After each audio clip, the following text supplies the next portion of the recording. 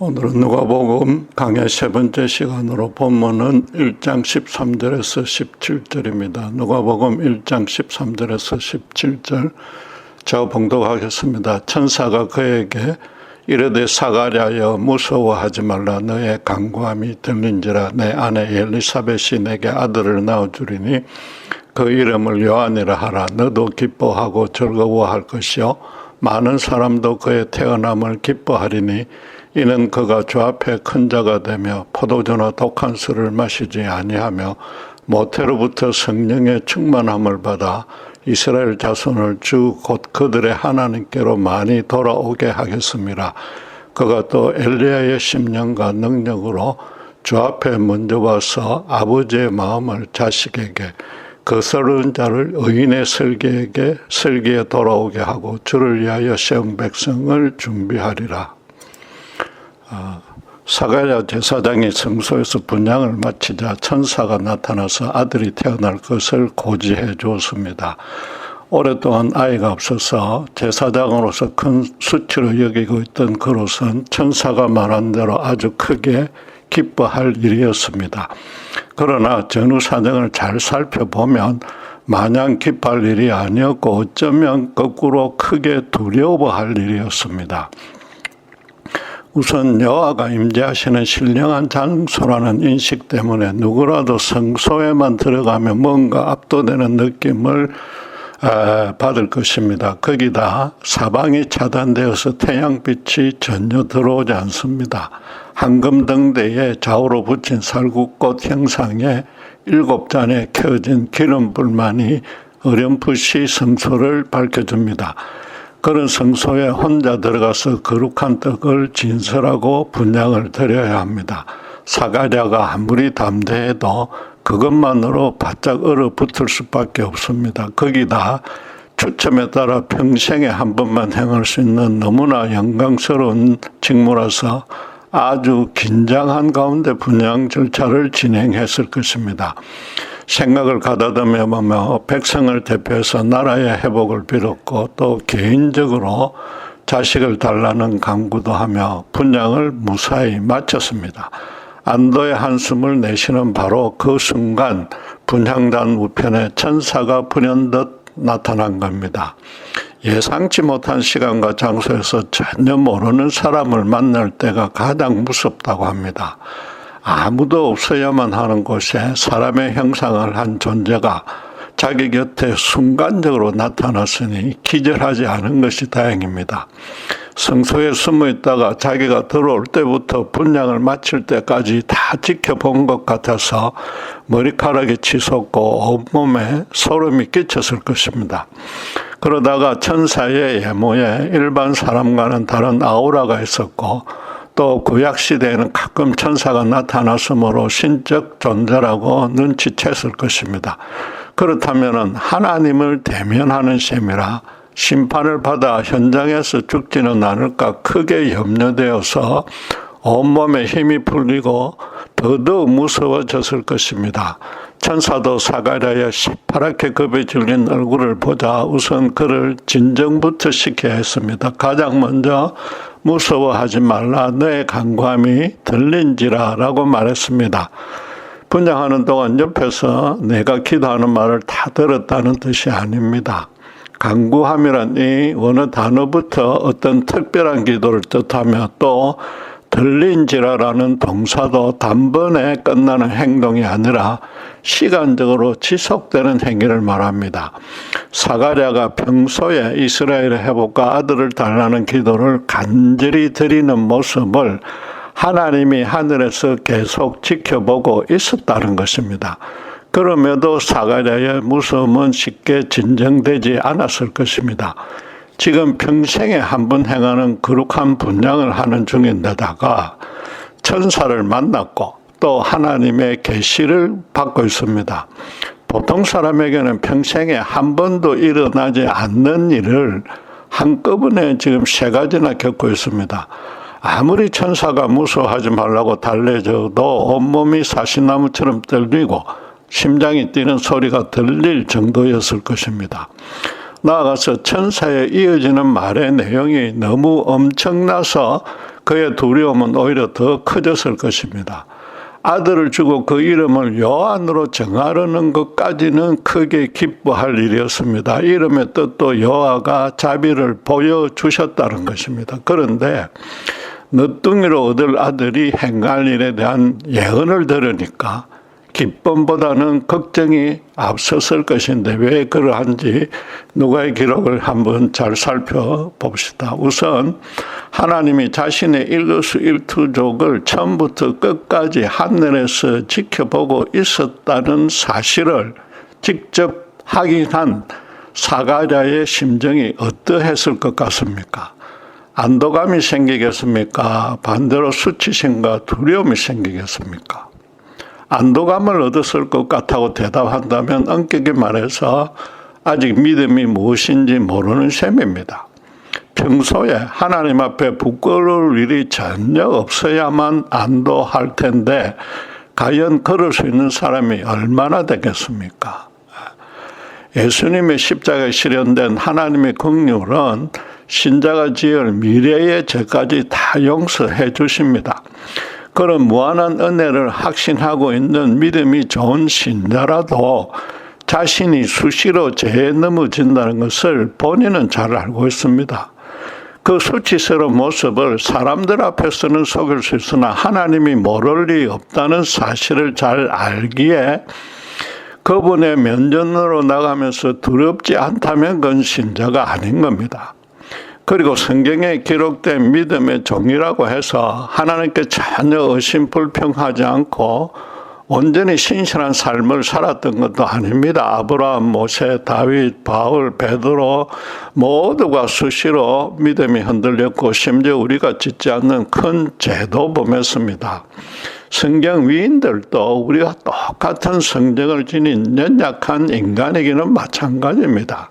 성경을 통해서 그들의 굳건한 믿음부터 본받으려 제발 그러지 마시고 그들의 연약한 모습의 실상과 또 그것을 어떻게 극복했는지 잘 살펴봐야 합니다.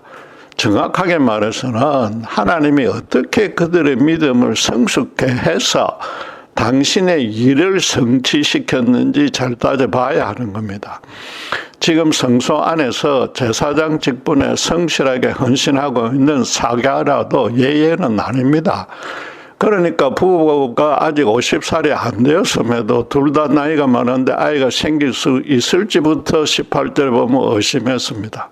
만약 생긴다 해도 늦둥이 아들이 너무 소중해서 큰 탈 없이 평탄한 삶을 살아가길 바라는 육신적인 소망이 앞섰을 것입니다. 그런데 천사는 요한이 주 앞에 큰 자가 된다고 하니까 곧바로 그 일생이 결코 평탄하지 않으리라고 짐작했을 것입니다. 그렇다고 그를 절대 탓할 수는 없습니다. 성경의 창세기 4족장을 제외하고는 아들이 아버지만큼 하나님께 충성스러운 종이 된 경우는 거의 없습니다. 오히려 부모의 극진한 보살핌만 받아서 망나니가 되는 경우가 대부분이었습니다. 어떤 믿음의 위대한 종도 자기 자녀 앞에서는 너무나 쉽게 현실 세상과 타협하기 마련입니다. 그 차원이 달라서 완전한 비유는 아니지만 심지어 하나님마저 당신의 자녀인 우리 신자들을 위해서 어떤 무리수라도 감행하지 않습니까? 그중에 최고는 죄중에 있는 우리를 위해서 심지어 당신의 독생자를 십자가에서 제물로 받은 사건이지 않습니까? 천사는 나아가서 요한이 포도주나 독한 술을 마시지 아니할 것이라고 예언합니다. 율법에 따르면 남녀 모두 자발적인 의사에 따라서 하나님께 자신을 일정 기간 구별하여 바치는 헌신의 서약을 할 수 있습니다. 그동안에 엄격히 금지하는 3가지 사항이 있는데 술을 마시는 것과 머리를 자르는 것과 시체를 만지는 겁니다. 요컨대 그 헌신의 기간 동안 정신과 육신을 정결하게 지키면서 거룩하게 보내야 한다는 뜻입니다. 천사는 누구나 수시로 할 수 있는 그걸 나시린의 서약이라고 그러는데 그 그런 서원에 관해서 굳이 예언할 일은 없습니다.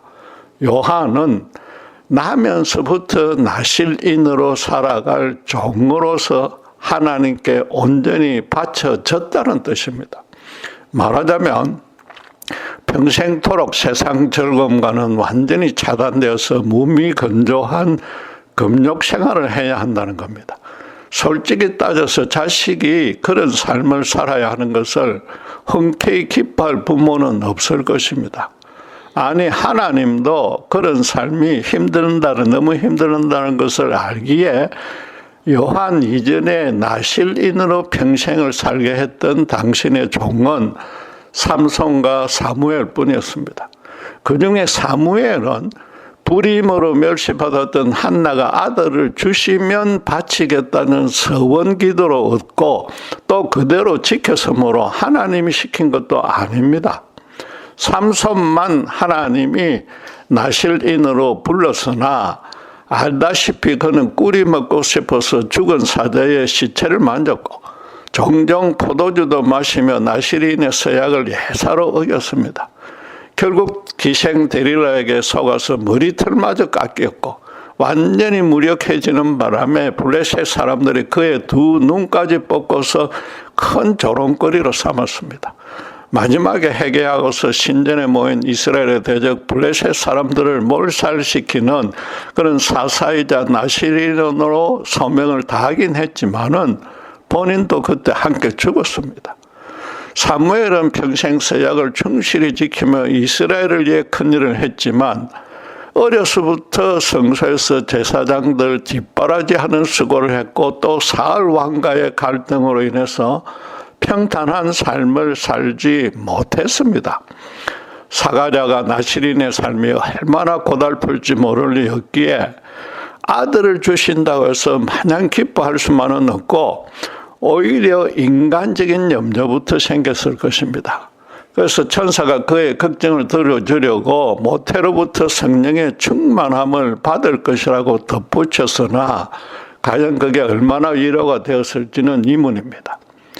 그런데 요한이 나실인으로 살게 되면 삼손은 몰라도 사무엘에 비유해야 되는데 천사는 엘리야의 심령과 능력을 그에게 주신다고 합니다. 사가랴로서는 아들이 나실인으로 살아가는 것도 힘들 텐데 엘리야처럼 엄청난 일을 한다면 엄청난 고난도 따를 것이므로 걱정이 줄기는커녕 2배가 되었을 것입니다. 천사는 하나님의 말을 대언만 함으로 정작 하나님이 요한을 엘리야처럼 들어 사용하겠다는 뜻이 무엇인지 궁금해집니다. 천사의 예고는 말라기 선지자의 예언을 그대로 인용한 것입니다. 말라기서 4장 5절 6절은 이렇게 말합니다. 보라, 여호와의 크고 두려운 날이 이르기 전에 내가 선지자 엘리야를 너희에게 보내리니 그가 아버지의 마음을 자녀에게로 돌이키게 하고 자녀들의 마음을 그들의 아버지에게로 돌이키게 하리라. 돌이키지 아니하면 두렵건대 내가 와서 저주로 그 땅을 칠까 하노라 하시니라. 구약 성경이 이 2구절로 끝나므로 하나님이 구약 시대를 마감하고 결산하는 의미인 셈입니다. 실제로 말라기를 끝으로 하나님은 더 이상 계시하지 않고 400여 년간 침묵하셨습니다. 여호와의 크고 두려운 날은 마지막 심판의 날을 뜻하는 구약의 히브리식 간용구입니다. 그 전에 아비의 마음을 자녀에게로, 자녀들의 마음을 아비에게로 돌이키게 하는 선지자 엘리야를 보낸다고 합니다. 그렇다면 이 여호와의 크고 두려운 날이 심판보다는 이스라엘을 하나님께로 되돌리는 구원을 더 강조하는 뜻이 됩니다. 단 끝까지 되돌리지 않는 자는 심판을 면치 못한다고 결론을 내렸습니다. 구약의 이 마지막 말씀은 그보다 약 200년 전인 이사야의 40장 3절 말씀대로 외치는 자의 소리여 이르되 너희는 광야에서 여호와의 길을 예비하라, 사막에서 우리 하나님의 대로를 평탄케 하라는 그 예언을 조금 더 구체화한 겁니다. 구약에는 이중적인 계심으로 1차로는 바벨론 포로기한을 뜻하고 그와 더불어서 마지막 때의 구원도 함께 계시한 겁니다.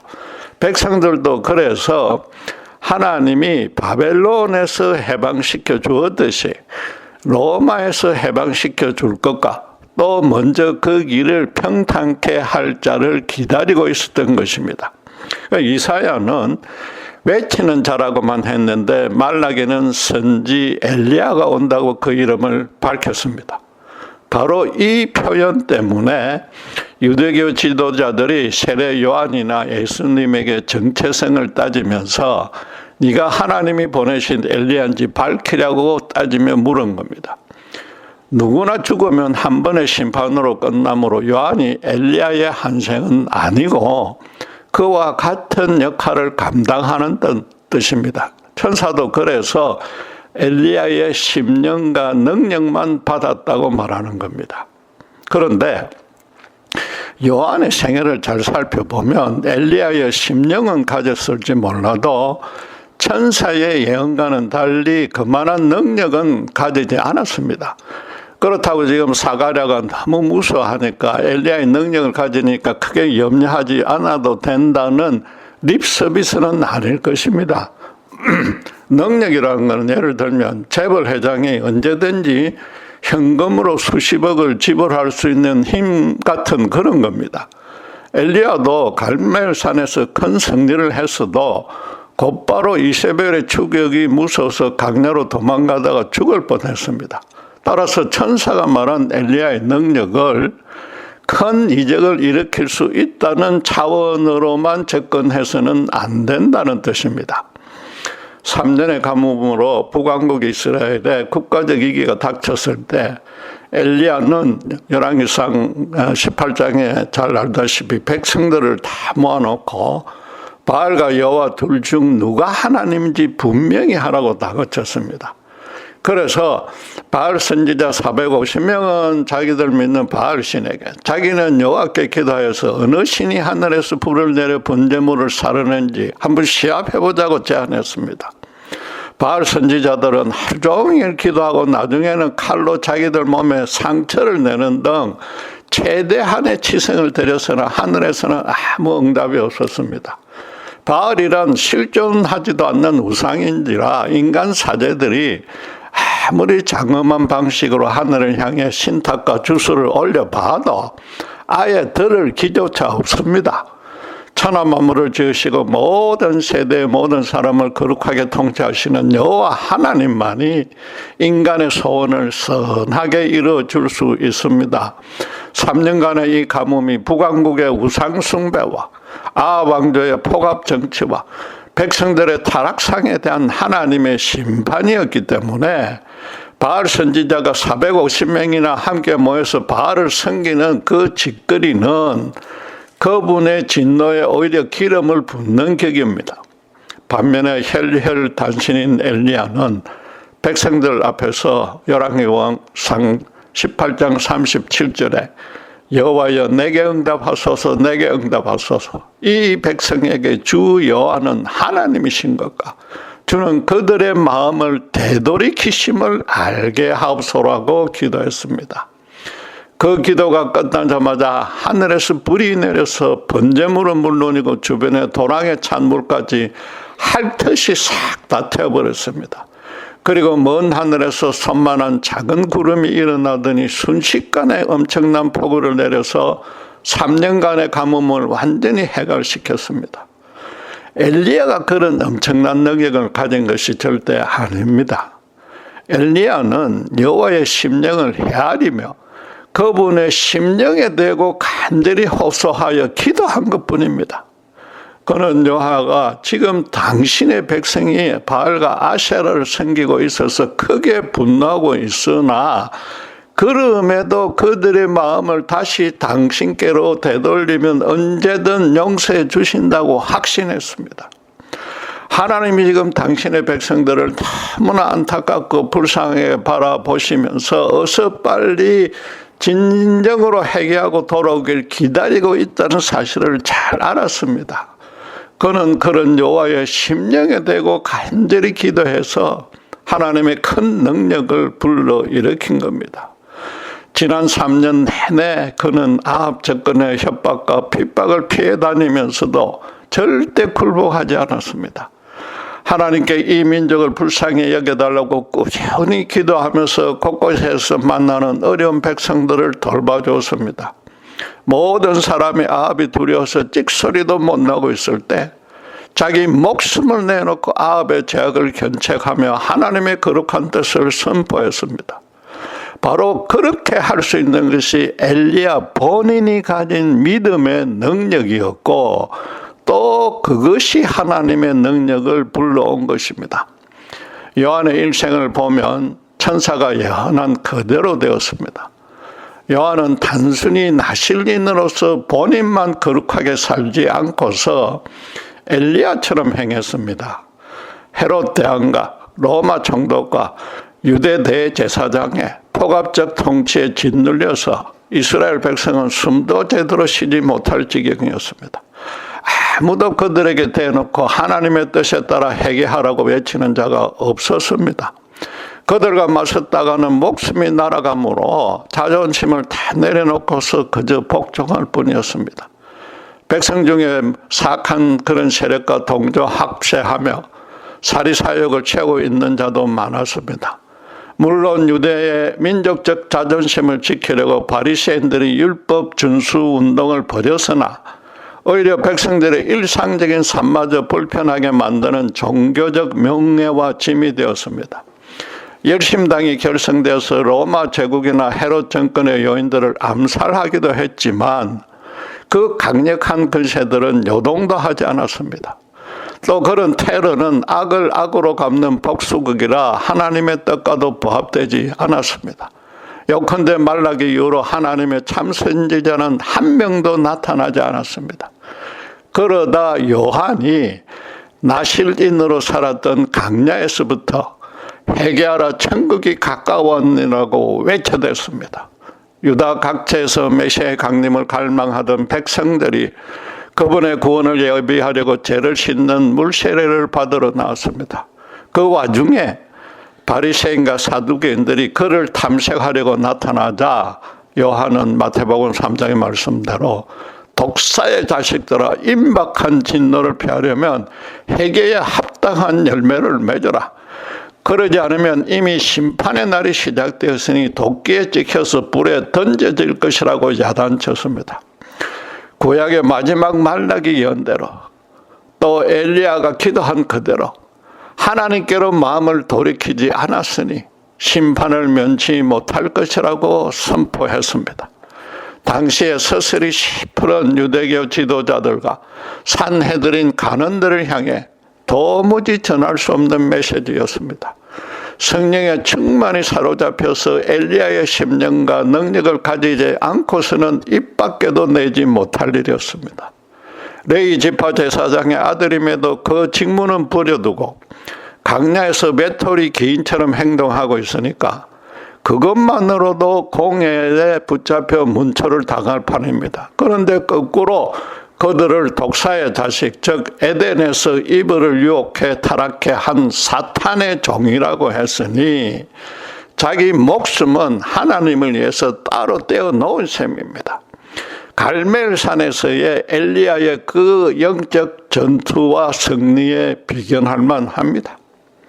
그럼에도 자기는 단지 메시아에 앞서서 테러를 평탄케 하는 외치는 자에 불과하다고 겸손히 자신을 낮추었습니다. 자기 뒤에 성령과 불로서 세례를 주는, 즉 구원과 심판을 나누시는 하나님이 곧 오신다고 선포했습니다. 예수님을 보시고는 백성들에게 세상 죄를 지고 갈 어린 양으로 이 땅에 오신 메시아라고 알려주었습니다. 요한도 하나님의 심령을 헤아렸고 또 그분의 심령을 품고서 백성들의 마음을 하나님의 마음으로 돌아오도록 이끌었던 겁니다. 천사가 본문에서 거스른 자를 의인의 설기에 돌아오게 하고라는 예언이 바로 그런 뜻입니다. 설기는 지혜인데 단순히 현실적 지식이나 삶의 요령이 아닙니다. 잠언의 말씀대로 하나님을 경외하는 것이 그 지혜의 근본이므로 하나님의 뜻대로 그대로 살아가는 그런 설기 지혜입니다. 따라서 하나님을 거역했던 유대인들을 그들이 비록 율법을 지키며 형식적 종교적으로는 따랐을지 몰라도 그 본심은 오히려 자기를 높이며 그분을 대적했기에 요한이 하나님을 아는 의인의 지혜를 갖게끔 하는 일을 맡게 된다는 것입니다. 요한도 엘리야처럼 불의에 절대로 굴복하지도 타협하지도 않았습니다. 동생의 아내와 결혼한 헤롯 안티바스에게 율법을 어긴 자라고 꾸짖다가 결국 비참하게 참수형을 당했습니다. 죽음을 겪지 않고 성천했던 엘리야는 딱 그것 하나 달랐습니다. 지금 두려움에 사로잡혀서 천사의 예언을 듣고 있는 사가랴로서는 요한이 어떤 일책을 살게 될지는 전혀 감을 잡을 수 없습니다. 예언조차 지금 온전히 믿지 못한 상태였고 그냥 평범한 아들이었으면 좋겠다는 미련을 버리지 못했을 것입니다. 나중에 자세히 살펴보겠지만 하나님은 그에게도 기적을 체험케 해서 이 예언에 대한 확신을 심어 주었습니다. 요컨대 사가랴도 하나님 당신의 심령을 온전히 헤아릴 수 있게 만든 것입니다. 이게 엘리야의 심령과 능력을 요한처럼 평생을 주님께 바치는 전임 사역자들에게는 당연히 절실한 자질입니다. 그러나 일반 신자와 무관하다고 여겨서는 안 됩니다. 다시 강조하지만 성경인들이 하나님께 충성된 종으로 헌신했어도 우리와 똑같이 연약한 인간이었습니다. 하나님이 창세전부터 택하여서 계획됐던 때가 되자 세상에서 똑같은 우리 같은 인간을 불러내서 당시의 상황에서 꼭 해야만 하는 당신의 일을 맡겨준 것뿐입니다. 그 전부터 하나님이 준비 훈련시켰고 또 자기 소명을 감당하는 동안에 위험과 고난에서 지켜 보호하시면서 사실상 그 모든 일을 당신께서 다 이뤘습니다. 에레미야는 이스라엘과 유다가 가장 비참한 시기를 겪을 때에 온갖 수치와 고난을 겪으면서도 나를 위해서 간절히 기도하며 회개의 메시지를 담대히 전했기 때문에 눈물의 선지자로 불립니다. 하나님이 그를 불러낼 때 에레미야서 1장 5절에 내가 너를 모태에 짓기 전에 너를 알았고 네가 배에서 나오기 전에 너를 성별하였고 너를 여러 나라의 선지자로 세웠느니라고 말씀해 주셨습니다. 그 말씀을 들은 에레미야가 자신은 선지자의 소명을 감당하기에 너무 부족하다고 주저하자 하나님은 항상 함께하여 전할 말도 심어주고 어떤 위험에서도 구해줄 것이라고 약속했습니다. 나아가서 10절에서는 내가 오늘 너를 여러 나라와 여러 왕국 위에 세워 내가 그것들을 뽑고 파괴하며 파멸하고 넘어뜨리며 건설하고 심게 하였느니라고 즉 에레미야의 사역으로 열국이 파괴되고 건설나는 엄청난 일이 일어나게 될 것이라고 보장해 줬습니다. 그러니까 이스라엘만의 선지자가 아니라 여러 나라의 선지자라 세웠다고 약속한 것입니다. 이게 또다시 구약시대의 특수한 상황에서 특별히 믿음 좋은 종에게만 해당된다고 치부해서는 안 됩니다. 성자 하나님이신 예수님이 모든 신자에게 어떤 유언을 하시고 성천하셨습니까?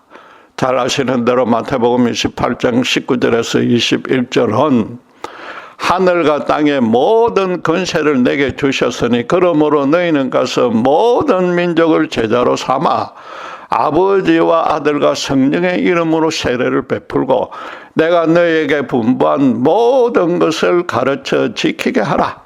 볼지어다 내가 세상 끝날까지 너희와 항상 함께 있으리라.